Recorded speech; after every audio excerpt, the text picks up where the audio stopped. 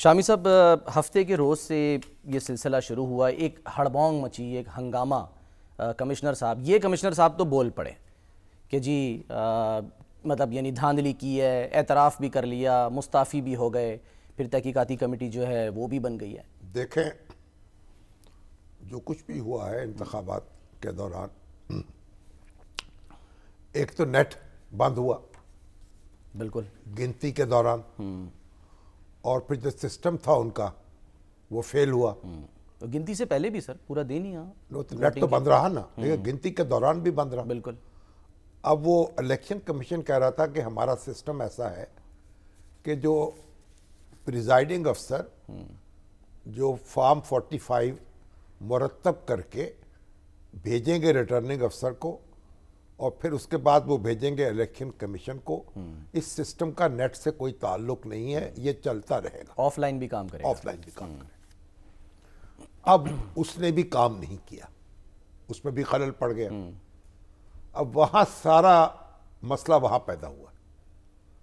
Form 45 جو ہیں وہ پریزائڈنگ آفیسرز نے ان کو مرتب کر دیا اور دے دیے، اور وہ دے دیے، اور اس کے بعد وہ ایک مقررہ وقت میں وہ پہنچ نہیں پائے ریٹرننگ افسر کے پاس، پھر الیکشن کمیشن کے پاس، نتیجہ ڈیلے ہوا، اور اس سے پھر طرح طرح کی افواہیں، شکوک و شبہات میں طرح طرح کے دعوے، اور اب یہ ہوا کہ یہ بھی خبریں آنے لگی کہ جعلی جو ہیں فارم 45 بھی تیار کر لیے گئے، جی، فیک کئی امیدواروں نے، واللہ عالم۔ اب مسئلہ یہ ہے کہ اس میں جو ہاہاکار مچی، تو اس کا ابھی تک وہ تھمنے میں نہیں آ رہی۔ بالکل، ہر روز ایک نیا معاملہ ہوتا ہے۔ اب راول پنڈی کے جو کمشنر ہیں لیاقت علی چٹھا، وہ بھی میدان میں آ گئے، یعنی کئی دن کے بعد پولنگ کے ضمیر جاگ گیا ان کا۔ انہوں نے کہا کہ یہ میں نے تو خود دھاندلی کی ہے۔ یہ 13 سیٹیں 13 راول پنڈی ڈویژن کی، اور اس میں تو 70 ہزار ووٹ جو ہیں، ایگزیکٹلی وہ اس میں اس کا فرق واقع ہے۔ وہ جو لوگ ہار رہے تھے ان کو جتوا دیا 70 ہزار کی لیڈ سے ہار رہے تھے۔ تو اب آپ یہ ایک ہنگامہ، اور ساتھ ہی انہوں نے نام لے دیا چیف جسٹس کا بھی، وہ بڑا سنگین سر، اور انہوں نے نام لے دیا چیف الیکشن کمشنر کا بھی۔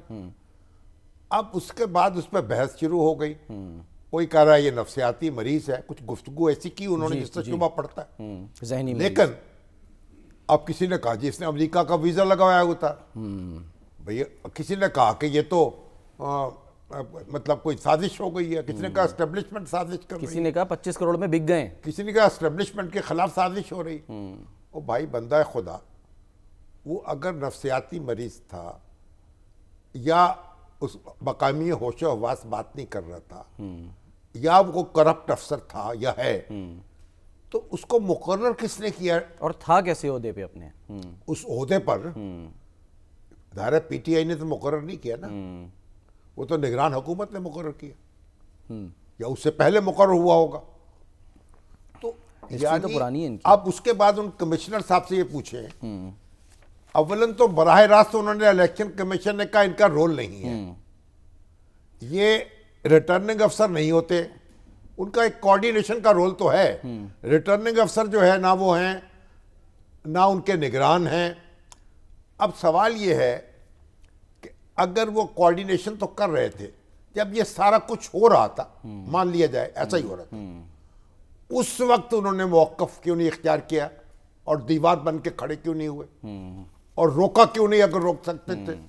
اس وقت وہ رلا رہے تھے نا، اس وقت وہ روک لیتے، ان کے خلاف کاروائی ہوتی، آج قوم ان کے ساتھ کھڑی ہوتی۔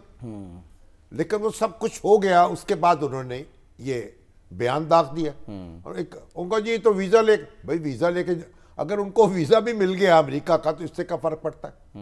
وہ تو ریٹائر ہونے والے تھے جی، وہ کہہ رہے ہیں نا ECL میں نام ڈالیں ان کا، 2 ہفتے میں 3 ہفتے میں ریٹائر ہو رہے مارچ تھے، میں ان کی پروموشن نہیں ہوئی جی۔ وہ ساری باتیں جو ہیں یہ irrelevant، یا تو ہوتا نا ویزا لے کے چلے جاتے امریکہ میں جا کے پریس کانفرنس کرتے کہ میری جان کو خطرہ تھا جی میں اس لیے یہ بتا رہا ہوں. انہوں نے تو ایسا نہیں کیا. انہوں نے تو یہ کہا کہ میرا ضمیر جاگ گیا ہے, میں خودکشی کرنے لگا تھا, اور پھر کہا مجھے تو گرفتار کرو, مجھے پھانسی دو, سزائے موت دے دو مجھے. تو بہرحال ان کی باتوں سے کوئی ذہنی توازن جو ہے وہ تو بگڑا ہوا نظر آ رہا تھا, لیکن ان پر جو باتیں اب کی جا رہی ہیں ان کا کوئی وہ تعلق نہیں ہے اس سے. ویزا مل گیا, یا کرپٹ تھے نہیں تھے, ان کے بیٹے کا بزنس ہے, پراپرٹی کا ہے نہیں ہے, یہ ساری irrelevant باتیں. سر 2013 سے اب بات یہ ہے, دیکھیں 2013 سے کیا 2018 کے درمیان وہ اہم سرکاری عہدوں پر تعینات رہے, ڈپٹی کمشنر فیصل آباد رہے. وہ آپ کی والی بات کہ یہ سب کرتے رہے نا, ریٹائر ہونے والے تھے, ریٹائر ہونے والے ہیں, تو پھر اب اس میں تو کوئی کلام ہو نہیں سکتا. تو ان کو ان کی شہرت جو تھی وہ ایک اچھے افسر کی تھی اس لحاظ سے کہ جو کام ان کے سپرد ہوتا تھا وہ کرتے تھے. اور راولپنڈی میں انہوں نے بڑے پروجیکٹس مکمل کیے ہیں, رنگ روڈ کا بھی اور دوسرا بھی جی. اس سے قطع نظر اب انہوں نے جو کچھ بھی ہے, وہ نفسیاتی مریض ہیں, وہ کسی کے بہکاوے میں آ گئے ہیں, بک گئے, وہ بک گئے ہیں. اور راجہ ریاض صاحب الزام لگا رہے ہیں 25 کروڑ کا, لگا کون رہا ہے الزام؟ ان کا ضمیر جاگ گیا ہے, اس سے ہمیں کوئی غرض نہیں. سو گیا ہے, اس سے بھی غرض نہیں. جو کچھ انہوں نے کہا ہے اس کو دیکھا, اب اس کی تحقیقات ہونی چاہیے. الیکشن کمیشن نے ایک کمیٹی قائم کر دی ہے 3 رکنی, بالکل, جو تحقیقات کر کے رپورٹ پیش کرے گی. میں یہ سمجھتا ہوں کہ جن حلقوں کا انہوں نے ذکر کیا ہے, یہ راولپنڈی کے جو قومی راولپنڈی ڈویژن کے جو حلقے ہیں قومی اسمبلی کے, ان سب کا ریکارڈ جو ہے نکالا جائے, وہ سر بمہر کر دینا چاہیے, سیل کر دینا چاہیے, اور ریکارڈ کا آڈٹ ہونا چاہیے. ووٹوں کا, ووٹ تو محفوظ ہے نا, ہاں جی بالکل, اس سے پتہ چل جائے گا.